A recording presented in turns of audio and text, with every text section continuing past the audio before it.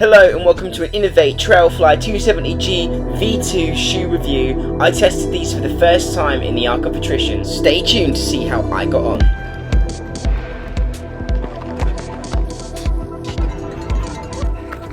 Hello and welcome to Active Ideas. This is the Trailfly G-270 version 2. And this is a bit of an unconventional review. I've basically used it for the Arc of Attrition race before I've unboxed it. So we run into some seriously desperate times with the Arc of Attrition. You can watch my vlog on this channel, but basically my knee was completely shot and I was willing to try just about everything. As you can see by the state of these shoes as well, the course was very boggy and muddy and wet and very slippery as well. So when I got to checkpoint 4 of the Arc of Attrition, I knew I had to make some drastic changes. I wanted more grip and I wanted the bounce. So I whipped these out, and just upon checking like the features of this shoe as well, to my surprise, these are actually zero drop. So this is crazy. I have been walking around recently in ultras to kind of train up the muscles and legs to get ready for zero drop, but I didn't know during that race I was diving straight into zero drop shoes. But yeah, what do I like about these and what grabbed my attention about the Trailfly as well? Of course, they do have the name Trailfly. It's got those Nike connotations there that you associate with speed. And 270, obviously the name is on the tin, so these weigh 270 grams. I was very much attracted to how lightweight these shoes are, and obviously if you can save weight with every step, that's really going to benefit you over the long run, especially if you're trying to run, 100 miles.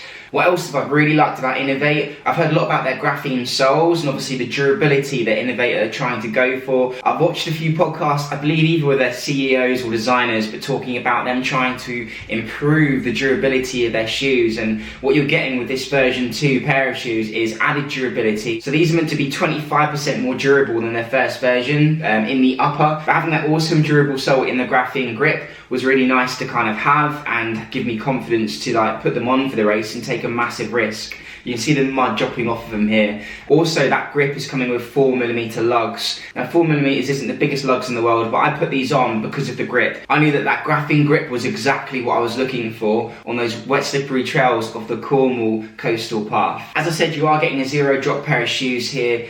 Just the midsole is 12mm, but if you include the outsole as well, that's 22mm of kind of sponginess, I guess you're looking at there. And the marketing term that they've given it is this PowerFlow Max foam. And yeah, I was a little bit worried because 22mm isn't a lot of midsole. In fact, that's absolutely nothing. I mean, if you're used to wearing Nikes, the stack height of some of the Nikes, I believe, is like closer to 40mm. You're giving up quite a lot of cushioning. So knowing that Inov-8 have kind of actively worked towards this PowerFlow Max foam is nice to know. And again, just gives you that extra bit of confidence to kind of take these shoes on for those ultra marathons, despite how lightweight they are. A lot of you guys have probably heard of Lloyd Purvis, the Run for Adventure guy, who's also done the Arc of Attrition. He talks about this bounce insole. Now the insole has a proper name. It's called the Boomerang sole. It's got polyurethane balls that have been compressed. I don't know, lots of science, but basically they're saying you're going to get 40% more kind of energy return, more bounce from these shoes because of these insoles. And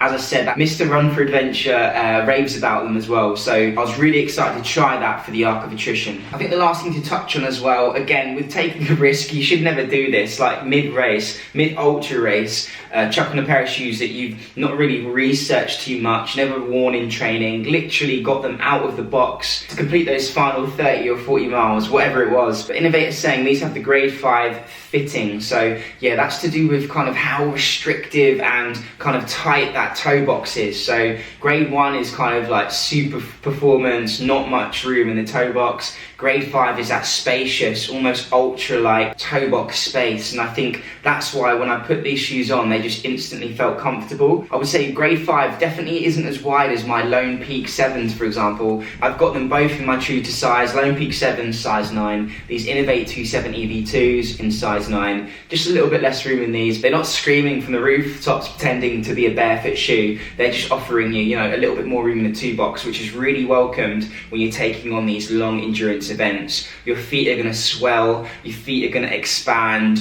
you might want to put thicker socks on or waterproof socks on. Having that extra space in the toe box in your true to size as well means that you can negate that heel slippage whilst maintaining that freedom in the toe. So I think it's really good from Inov-8 there. Now I've never used the V1s, but they're boasting about an improved tongue. All I can say is this shoe just really genuinely felt incredibly comfortable. I combined them with the combination of 1,000 mile socks So 1,000 miles do compression socks. I chose to use them because again, I was really dealing with some issues with my legs, with my knees, and I needed more support. So I put these compression socks on, and they're not the most spongy or comfortable socks in the world. In fact, I would say they're not comfortable at all. They do kind of give me blisters with a lot of shoes because they're not offering you much padding. The reason I do choose them is like if the wheels come off, obviously having compression in your legs, in your ankles and your feet is a very powerful tool, and I'm willing to trade that off for maybe the potential of getting blisters. But I can say with those 1,000-mile socks that aren't the most comfortable in the world, a very thin sock combined with the 270, again like 12 millimeters of midsole, the weight 270 grams, I'm kind of gobsmacked at how well these shoes performed. And yeah, I'm not going to show you a picture of my feet. If you want to see a picture of my feet, you can check my Nike Wild Horse Trail shoe review, and my brother basically told me don't post any more pictures of your feet, that was disgusting. So yeah, that's what my feet looked like after the spine. Feel free to check it out, but I can confirm, and I'm not going to show you photos, but my feet looked fine after running 100 miles of the Arc of Attrition.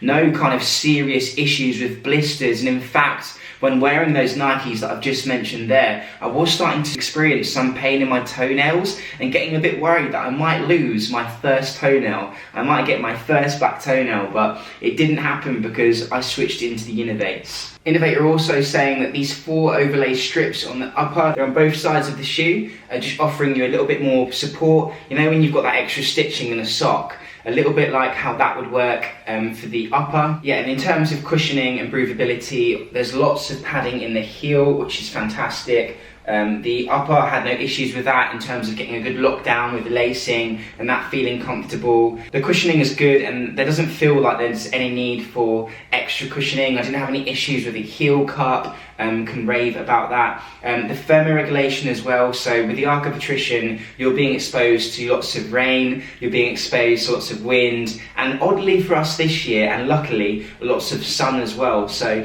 these handled those climates quite easily. In terms of when it was really hot, that mesh upper is allowing your feet to breathe, but also if you step in cow poo or mud, having that breathable upper as well is going to help with drainage and letting your feet become dry again. So that thermoregulation in the shoe and that microclimate within the shoe is being really easily managed with these. You are getting as well a lot of protection in the toe box area. It's not like a steel toe cap, but you are getting that extra rubber just to protect yourself from kind of those rocks, branches, brambles, anything spiky. Yeah, protecting all those toes and toenails. As I said, I didn't get any toenails come off, and that goes from one side all the way over to the other. Quite a wide berth on that, which is good. One aspect I did really like about the Salomon Genesis, that review's on the channel, I was talking about how you could put those shoes on in the morning, run like 10 miles, and then in the afternoon or evening wear the same pair of shoes, because you're going to maintain that cushioning and not, you know, not compromise any compression in that foam. And an innovator saying you're getting those same kind of features within this shoe. I'm not too sure in terms of training and how well that operates. I'll get back to you on that, but what I can say is using these for a lot of miles during my massive race, I didn't feel any decrease in performance of the shoe as the race went on. I felt as good when I finished that race as when I first put these on, so I can attest for that much anyway. So we're going to sum up this video now. I just thought you'd appreciate a review that,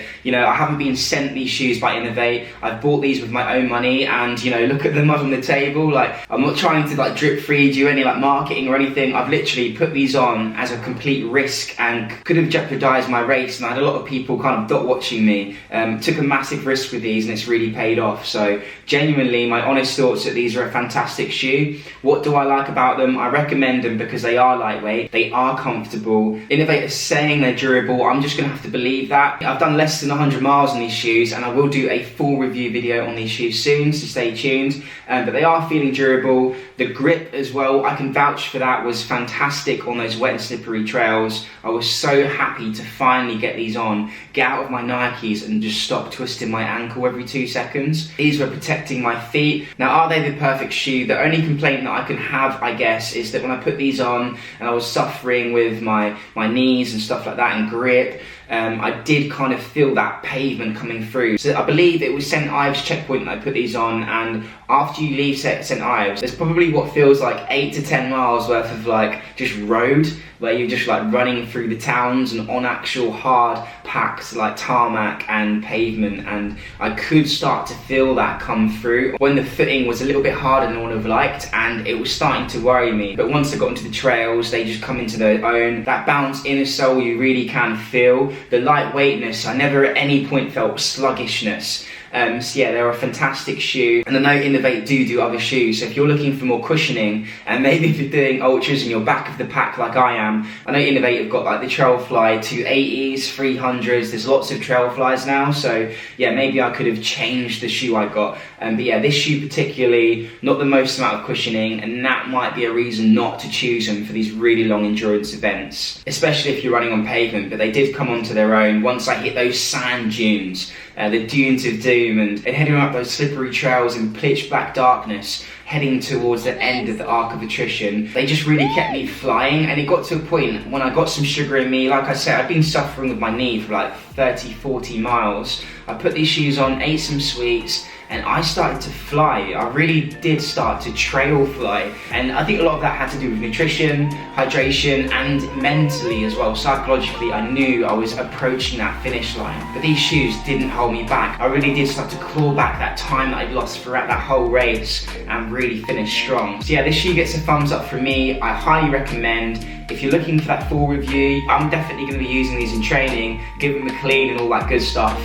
So I'll be dropping a review in like a month's time or something, and I'm really excited to get involved a little bit more with Inov-8. I mean, what a cool shoe, 270 grams, zero drop, and yeah, why not give it a go? It gets a thumbs up from me. Thank you for watching. Please like, comment, subscribe, and peace out. So thanks for watching. You know the drill. Like, comment, and subscribe if you can. My slogan, dreams are a step away. And remember, show compassion, show esteem, and have fun out there. Peace out.